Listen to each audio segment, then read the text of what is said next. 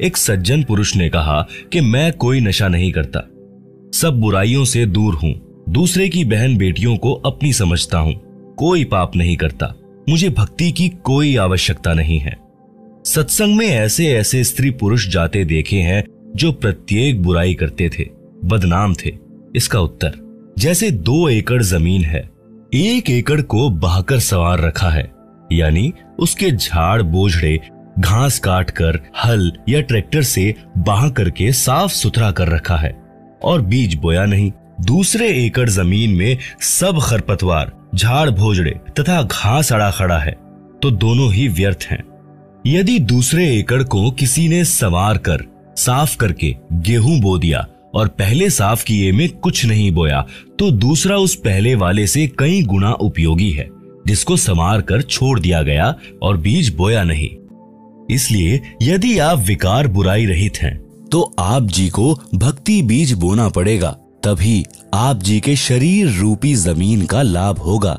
जो बुराई करते थे उनको ज्ञान हुआ और बुराई त्याग कर भक्ति करते हैं, तो उन्होंने अपने जीने की राह बदल ली, साफ कर ली, मंजिल निकट हो गई। आप आगे पढ़ेंगे कि एक वैश्या ने कबीर परमात्मा जी का सत्संग सुना और अपनी राह बदल ली तथा नाम दीक्षा लेकर सत्संग में जाने लगी।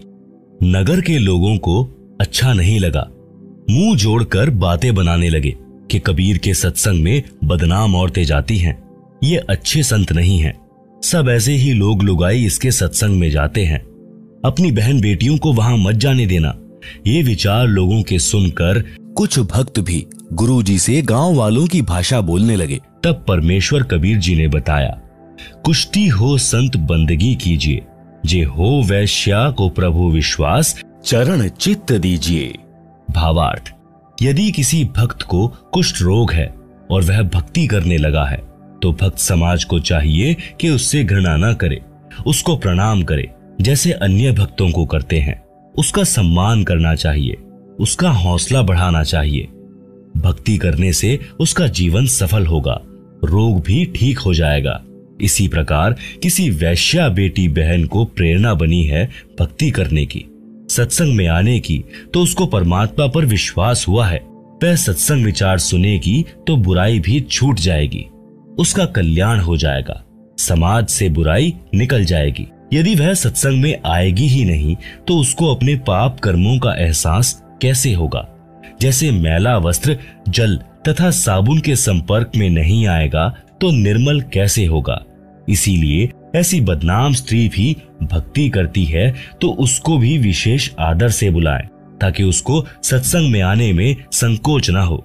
यदि उसको रोकोगे तो आप पाप के भागी बन जाओगे। श्रीमद् भागवत गीता के अध्याय 9 श्लोक 30 में भी यही प्रमाण है। लिखा है कि कोई अतिशय दुराचारी व्यक्ति भी है, यदि वह विश्वास के साथ परमात्मा की भक्ति करने लग गया है, तो उसे महात्मा के तुल्य मानना चाहिए। वह संतों के विचार सुनकर सुधर जाएगा और अपना कल्याण करवा लेगा।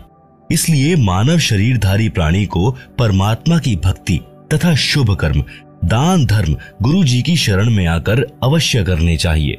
पूज्य कबीर परमेश्वर जी ने कहा है कि मानुष जन्म दुर्लभ है, मिले न बारंबार, तरवर से पत्ता टूट गिरे, बहुर न लागे डार। भावार्थ, कबीर परमात्मा जी ने समझाया है कि हे मानव शरीरधारी प्राणी, यह मानव जन्म स्त्री पुरुष बहुत कठिनता से युगों पर्यंत प्राप्त होता है, ये बार बार नहीं मिलता। इस शरीर के रहते रहते शुभ कर्म तथा परमात्मा की भक्ति कर, अन्यथा यह शरीर समाप्त हो गया तो आप पुनः इसी स्थिति यानी मानव शरीर को प्राप्त नहीं कर पाओगे। जैसे वृक्ष से पत्ता टूटने के पश्चात उसी डाल पर पुनः नहीं लगता, इसीलिए इस मानव शरीर के अवसर को व्यर्थ न गवा।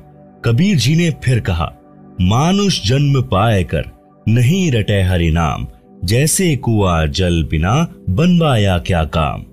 भावार्थ, मानव जीवन में यदि भक्ति नहीं करता तो वह जीवन ऐसा है जैसे सुंदर कुआं बना रखा है, यदि उसमें जल ही नहीं है या जल है तो खारा यानी पीने योग्य नहीं है।